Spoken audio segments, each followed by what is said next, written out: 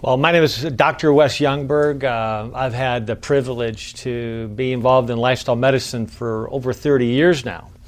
I had the privilege to be in Guam for 14 years as the head of a large lifestyle medicine clinic, meeting the needs of people in the Micronesian islands of the South and Mid-Pacific, seeing the devastation associated with diabetes. When I first went there in 1994, I learned that the death rate due to diabetes was 500% higher on the island of Guam than it was on the mainland U.S. areas. And so as I started talking to other doctors on the island about my goal to help, reverse diabetes, and they looked at me and says, you apparently don't know much about Guam. I said, people are going to change their lifestyle. People aren't going to change their diet. We've always heard that it's harder to actually change somebody's religion than it is to change their diet, right? People really, they're not very eager to let anybody tell them, what would be better for them to eat. But we found something really powerful, is that if we're honest about doing good clinical work, and if we're focused on helping people improve, people are willing to do whatever it takes if they know that we have their best interest at heart. If they know that we're not just trying to get them to change because that's what we want, but we're trying to help them understand what's actually going to work better for them. And so we saw a revolution on the island of Guam, the island that eats more Spam per capita than anywhere else in the world, because of all the typhoons that hit, and they just get used to grilling Spam, right? So they get really good at doing that. They get used to eating all this food that's going to make them sick. It's going to lead to chronic kidney disease and diabetic complications and Alzheimer's and all these strange diseases. But once they start understanding that by looking at these labs that we did for them, that they can actually reverse this through some simple lifestyle strategies, you got them. And so we actually had the governor of Guam saying, hey, we want you in charge of a task force for preventing diabetes on Guam. And I remember one of my ER physician friends from the mainland, he just took me out to Thai food one day, and he said, can you believe I read in the paper today some doctor here is trying to figure out how to prevent diabetes on Guam. So you can't prevent that, that's genetic. And fortunately, he was a really good guy. He was a jokester too. And I said, well, just so you know, before you get too far along in your tirade here, that I'm actually the author of that article. And he goes like, what? And he was actually an ER doc here in Laguna Beach area. And he says, well, apparently us ER docs have something to learn about what works and what doesn't. And bottom line is that we saw many people reverse their diabetes. People whose actually doctors believed that there's nothing that could be done. This was irreversible now. That was just a view at the time. But it's not irreversible if we start addressing the multiple underlying causes of the disease. And that's the key. So if we don't address the cause, there's nothing we can do to reverse that condition. One of the things that's really hit me hard recently is we all hear about the complications of diabetes, the polyopathies, the retinopathies, eye blindness and eye damage, the nephropathies, the kidney disease, the chronic kidney disease that leads to serious complications, the neuropathies, the nerve damage that can lead to amputations over time and so forth, and all the misery that comes with that. And then most people don't realize that the real complication, at least historically, of diabetes is not those that we just mentioned, but it's actually the premature heart attacks and strokes that are just devastating people with diabetes. But you know what to me, the scariest complication of diabetes, I always used to think it was a heart attack or stroke. But really the scariest complication is what we now are referring to as type 3 diabetes, or what we're also referring to as insulin resistance of the brain, and that is Alzheimer's. There was a new study that came out in 2017 that established that the number one cause of death in England and Wales is not heart attacks, not strokes, not cancer. It's Alzheimer's. And I believe we are on the cusp of experiencing an explosion of Alzheimer's and all the levels that come with that, the mild cognitive impairments, the not being able to find that word that we always used to know, that inability to fully express ourselves and communicate with each other effectively because of that gradual cognitive decline that is, believe it or not, primarily related to insulin resistance in the brain. The main driver of Alzheimer's is the same thing that drives prediabetes and diabetes. And if you think for a second, oh, good thing I don't have diabetes, good thing I don't even have prediabetes, think again, because the vast majority of us already have, I'm talking about 80% plus of the American public, have right now an insulin-resistant scenario where their body, their pancreas, has to produce a tremendous amount of insulin just to try to keep blood sugars semi-normal. But even then, we're not doing a very good job at controlling blood sugars, because if we're over 40 years of age, between the ages of 40 and 59, 1 out of 2 of us already at least have prediabetes. If we're between the ages of 60 and 74, 1 out of 3 of us already have at least prediabetes. And if we're 75 years of age or older, we're talking about 75% of us have at least prediabetes. In other words, for everybody watching this video series, whether they're young or old, chances are that at some part in their life, they're going to be pre-diabetic, moving aggressively into diabetes. And that very thing is what's driving the Alzheimer's epidemic. So no longer should we be separating, like Alzheimer's is this disease entity unto itself that we don't know how to treat. We don't know really what's causing it. It's a big enigma. It's a big mystery. No. It's not a mystery.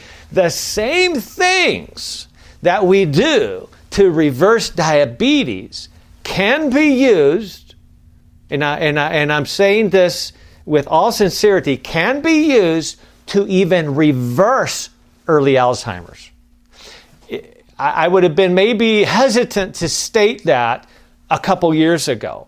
But we know now, I have all kinds of patients right now I'm working who have early Alzheimer's. We're reversing this Alzheimer's by applying the very same strategies, more aggressively so, that we've used to help reverse diabetes. We know diabetes is reversible if we address the underlying causes. The main cause is insulin resistance. But we have to understand what the multiple triggering factors are that drive insulin resistance.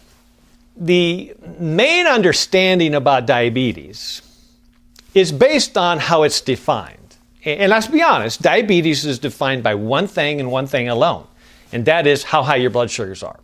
How high they are before breakfast, before you've eaten anything, your fasting blood sugar. If it's 126 or higher, you have diabetes. End of story, right? It's reversible, but right now, at that point in time, you have diabetes. If 2 hours after a carbohydrate drink, like glucose tolerance test, your blood sugar hits 200 or higher, you've got diabetes. End of story.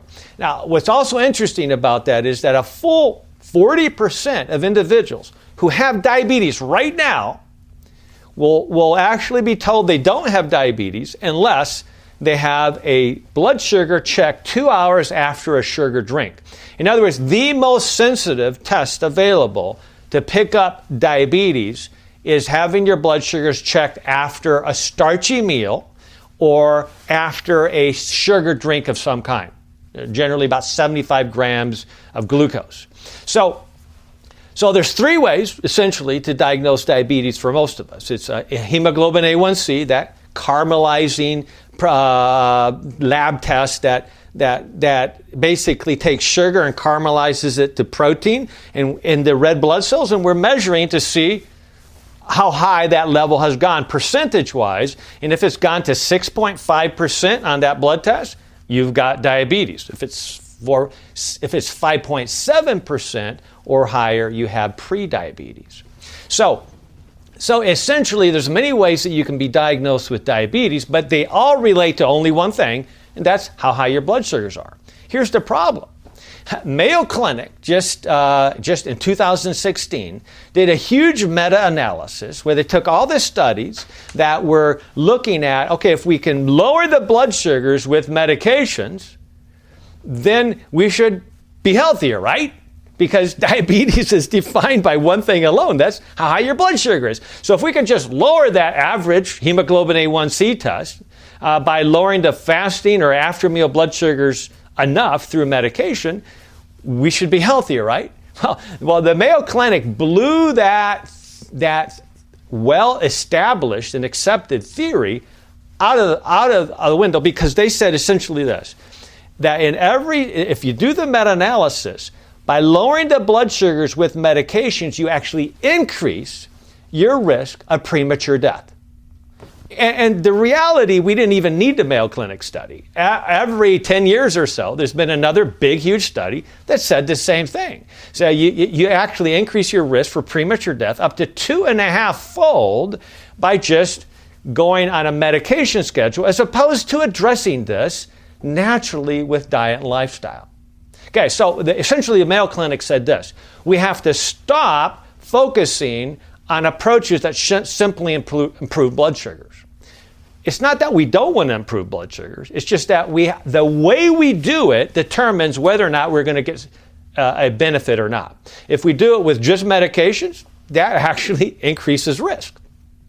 Okay, and they were actually using guidelines. If we lower the sugar, we'll lower your risk of heart attack, we lower your risk of kidney failure, we lower the risk of this. Actually, the reverse was true. Okay, if you lower your blood sugars for a type 2 diabetic with medication, primarily you actually increase your risk of kidney failure, kidney death, of heart attack, on and on and on. And so what they basically showed us is that all the guidelines that suggest just lower your blood sugar, doesn't matter how, we're focusing on the research that had been using type 1 diabetics, which have a totally different cause of diabetes than the type 2 diabetic, which represents 95% of diabetics.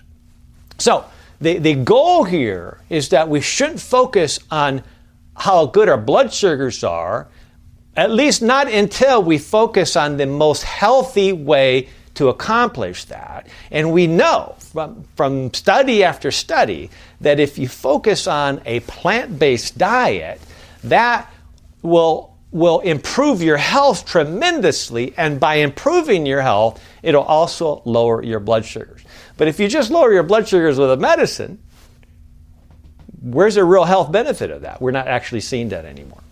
There's a lot of confusion out there in the nutritional community because, frankly, you can get really good blood sugar control by going on a high-fat, high-protein diet that's really low in carbs.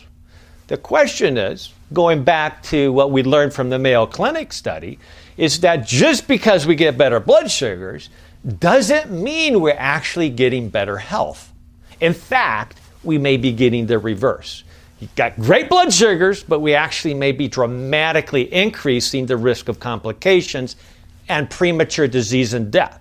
So what's really interesting is that if you look at the research on what drives chronic kidney disease into higher stages, and of course, a very serious complication of diabetes is going through the 5 stages of chronic kidney disease up to the point where you have end-stage renal disease, and now you have to go on dialysis just to stay alive. You go on dialysis to remove enough of those toxins that are naturally generated in your body, because the kidneys can't do that anymore. Well, the studies are very clear about this. What's one of the best ways to promote progression of chronic kidney disease? eat more animal protein. Pure and simple. So if my goal was to help get people from stage 3 chronic kidney disease, which is actually average, which the vast majority of Americans at some point in their life, 59% or more, based on big studies out of Johns Hopkins and other universities, will have chronic kidney disease. And so most doctors don't even discuss chronic kidney disease until after stage 3. Because there's so many patients have stage 3 and they don't need to be in the hospital. They just have stage 3 kidney dysfunction.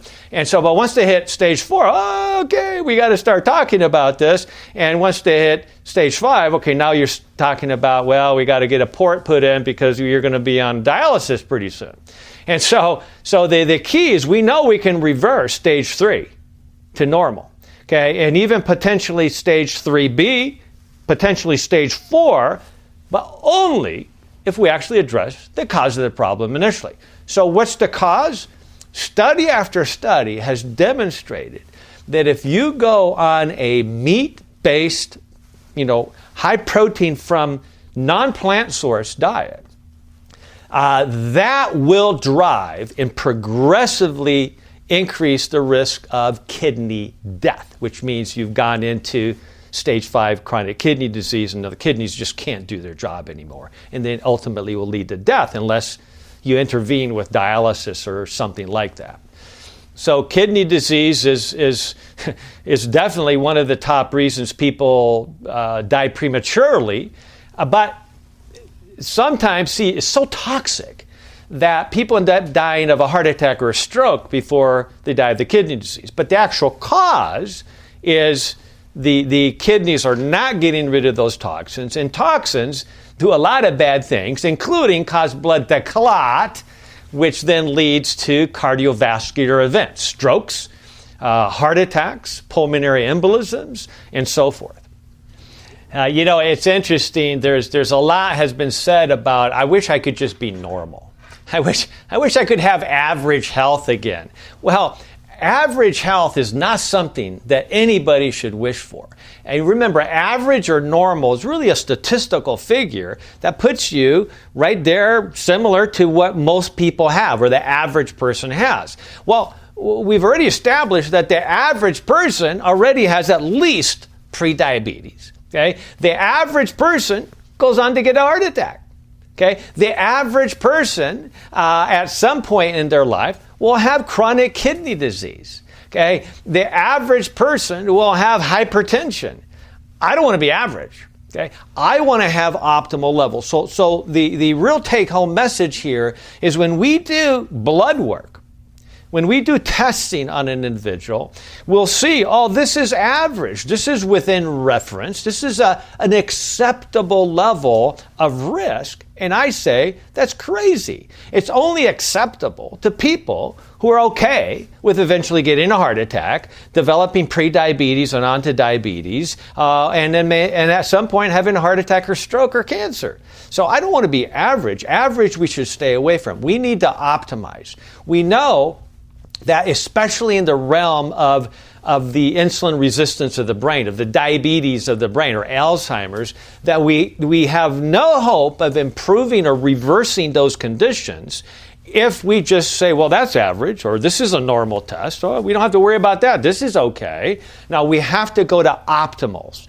And so if we want to accomplish optimal health, we have to strive for optimal blood levels and all the risk factors that we're evaluating. It's also been said that by the time somebody is diagnosed with early prediabetes, which again is like average, if you're in your 40s, that's actually expected unless proven otherwise, right? What the research is showing is that you've already lost about 60% of the function of those cells in your pancreas that make insulin. So you're actually already getting a senility, an atrophy of the cells in your pancreas that make insulin to the point that you have a 60% decrease. The good news is that you can recover that if you address the cause. If you ask the question, is it possible that I'm eating something that is driving a dysfunctional breakdown and atrophy and senility of the cells in my pancreas that actually make insulin, that allow me to have healthy blood sugar levels? Is it possible that because of my sedentary lifestyle, that I'm predisposing myself to this senility, this premature aging and dysfunction of that organ system that controls my blood sugar? Is it possible that because I gotta watch The Late Show, every night, or that I want to read until midnight, that somehow that is changing my metabolism and driving a atrophy and disease of my pancreas that's setting me up for higher levels of insulin resistance, which lead to diabetes, Alzheimer's, heart disease, and most cancers. So we need to step back and ask the question, what is it about my lifestyle or the environment that I've chosen around me that influences my risk? Pay attention to all of those. And if you do, there's a great potential that you could reverse all of that. I've had many patients where we actually do a glucose tolerance test. I like a 4-hour glucose tolerance test to see how high the sugars go after a sugar load. You know, how does your body handle that? Does your blood sugar shoot up and then come right back down? Or does it go up and stay up and never really come down until the 3rd or 4th hour? Or does it go up and then really crash and go low? So that's why I like to do not just a 2-hour test, which is all we need to diagnose prediabetes or diabetes. But if we add that 3rd and that 4th hour during that standardized glucose tolerance test, we can actually see a kind of a threefold trifecta effect on the metabolism, where insulin levels are measured and cortisol levels are measured. So I've had patients on that test, blood sugars are perfect the whole time. So if that's all we did was measure blood sugar levels, we'd totally miss the dysfunction that is going on within their bodies. I've had even college-age students have perfect blood sugars, but their insulin levels were 10 times higher than they should be. So their pancreas is just cranking out a tremendous amount of insulin, just enough to get that blood sugar down to make it look like it's really good, but at a huge cost, because all that extra insulin is putting a tremendous burden on the body. All that insulin has to be broken down by the insulin-degrading enzymes, which, by the way, are also responsible in the brain for breaking down beta amyloid plaques.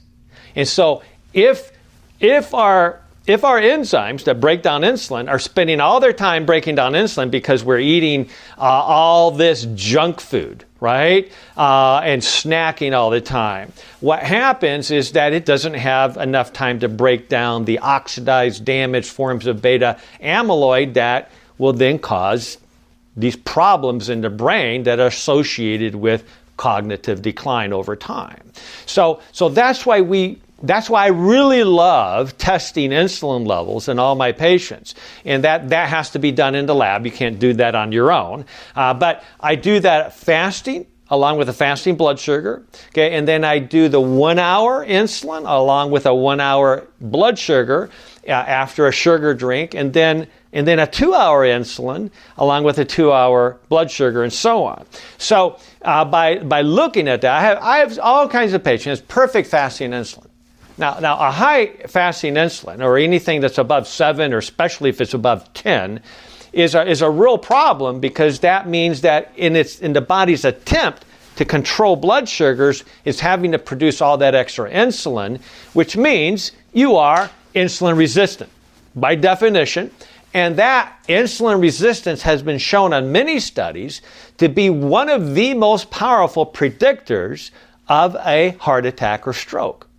So it's actually one of the main risk factors for cardiovascular disease of any kind, affecting circulation throughout the entire body. Many doctors now are measuring fasting insulin levels. It's a much more popular test for cardiovascular health, as a predisposing factor towards prediabetes or diabetes, as a predisposing factor towards cancer, the common cancers, colon cancer, ovarian cancer, breast cancer, even skin cancer, and prostate cancer, strongly related to how high your insulin levels go. And so a fasting insulin is a great test, okay, but I have many patients who are really good at a fasting state. Their metabolism is good.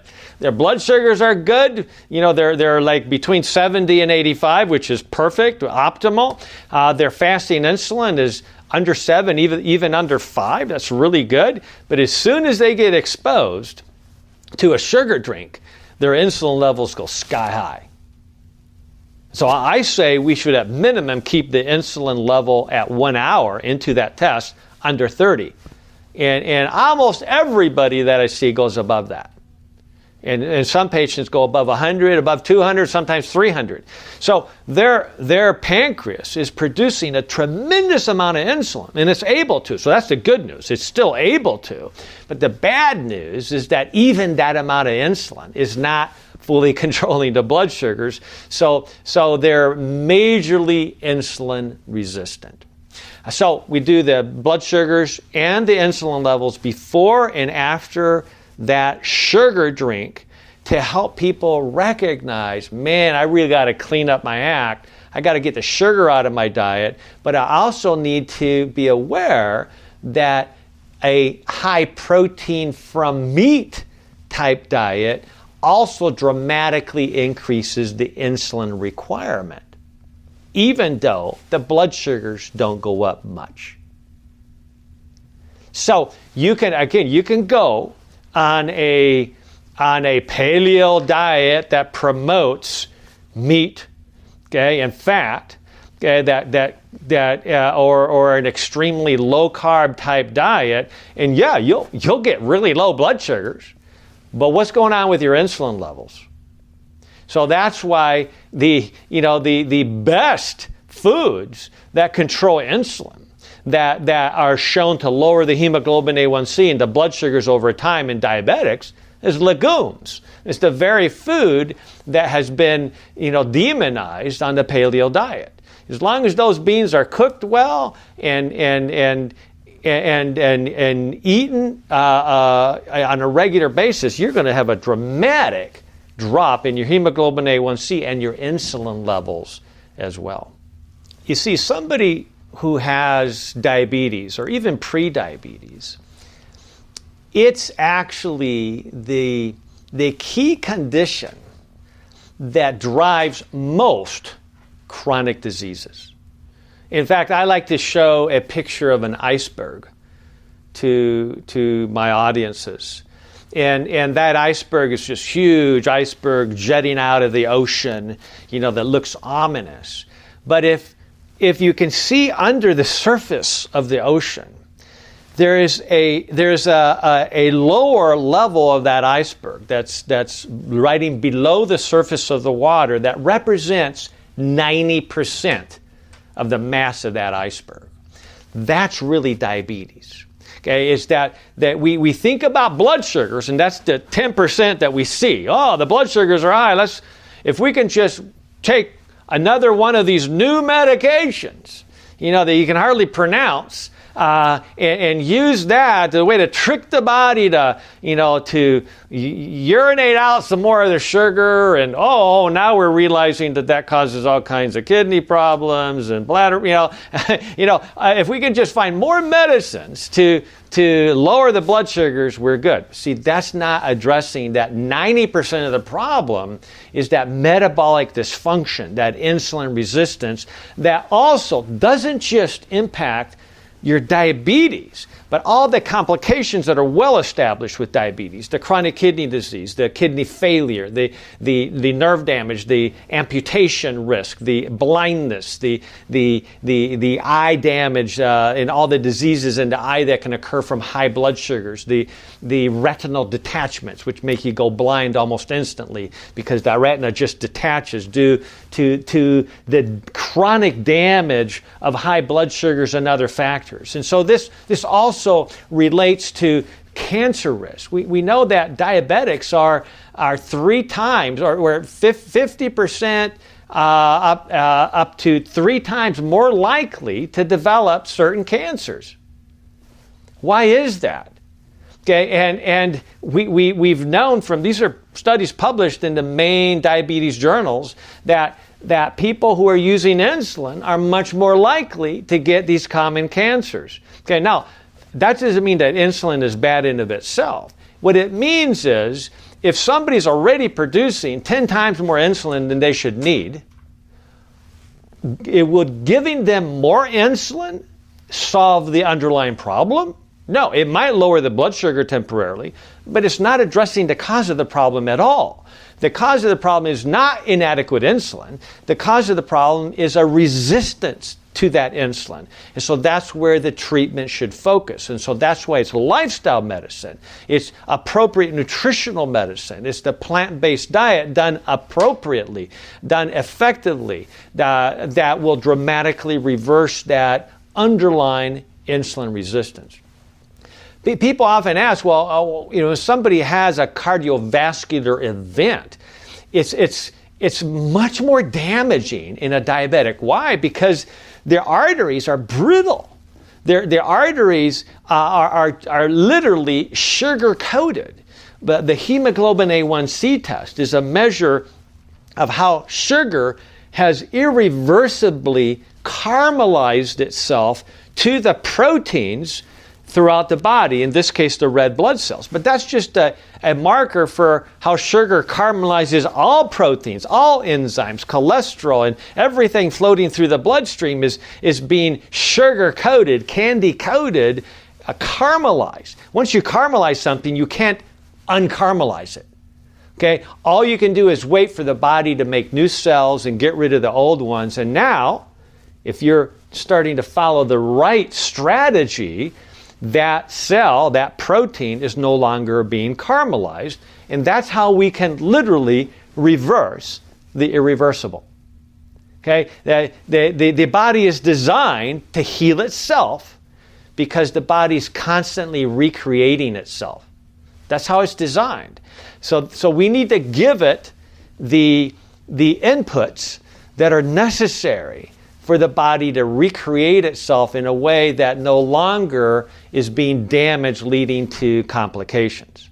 So that's why the day that you switch to a plant-based diet, properly balanced for you, is the day that your body really, literally starts remolding itself and making itself anew.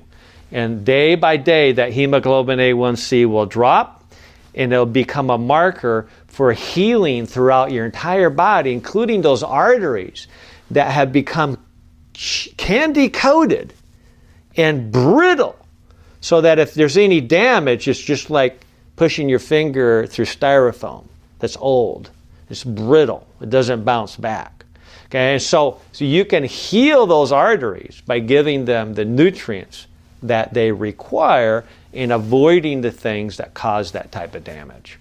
I see hemoglobin A1C levels dramatically improve as long as somebody's addressing the underlying cause. Let me give you an example of this. I had an 89-year-old patient who came to see me. His cardiologist had noticed that his blood sugars were a little high. They were actually in the early diabetic level. But it was like, he's 89. And from his perspective, and I believe rightly so, he said, we're not going to put you on medicines for diabetes. We're not going to go there. And hopefully he'd actually read the studies that show you put him in medicine, they're gonna die of heart disease quicker. So he avoided that. But when this gentleman actually who was the chairman of the board of the publishing company that published my book, Goodbye Diabetes, he wanted the book written because of a close friend of his who had out of control diabetes. And so finally he got his book. He's the first one to get a copy. He said, I better read it myself to figure this out, to be able to explain it to my friend. Well, he then discovers, man, I should check myself, right? So he comes into my office. We check him out. A couple weeks later, he comes back. And he's sitting across the desk from me. And I'm looking at the 4-hour glucose tolerance test. And his A1C was 7.1. So he was definitely diabetic. Okay, it wasn't way out of control, but it was above 6.4. 7.1. Okay, so but then when we did his glucose tolerance, his blood sugars were getting close to 400 at the 1 and 2 hour marks. Way out of control. And so, the natural concern in the medical community is like, this guy, there's just no way. He's 89, Can't teach an old dog new tricks, he's out of control diabetic, and there's really no hope but maybe some medications. Well, I remember him sitting right here in my office, and he goes like, he said, Dr. Youngberg, what are we going to do about this? So I smiled when he said that, because I know that anybody who's ever been successful in any aspect of their life, in business, raising a family, whatever it is, anybody who's experienced success, they know what it takes to be successful. They know that it takes effort. They got to put work into it. So he was ready. So I was like excited that he was ready. And he wasn't on some horrible diet. He just wasn't paying attention to his diet. He loved doing woodworking at home and spending his time, and he was a philanthropist. He'd given millions and millions to schools and universities and medical institutions, and he was just spending. If he felt hungry, he'd make himself a big sandwich, if he was hungry at night, he'd eat at night. So what we did, and this is a key principle in being able to reverse the insulin resistance that's so prominent in causing prediabetes, diabetes, heart disease, Alzheimer's, and cancer, is that I explained to him the concept. It was called intermittent fasting, where you eat a good breakfast, you eat a good lunch, and maybe a light evening meal, but then nothing else. So nothing for 5 hours between meals, and then nothing after an early evening meal for at least 12 hours until you eat breakfast again. Maybe 14 hours, maybe 16 hours. But one of the worst things that somebody can do who has a metabolic burden, where the body is having a hard time controlling blood sugars and having to make more insulin, one of the worst things that they can do is eat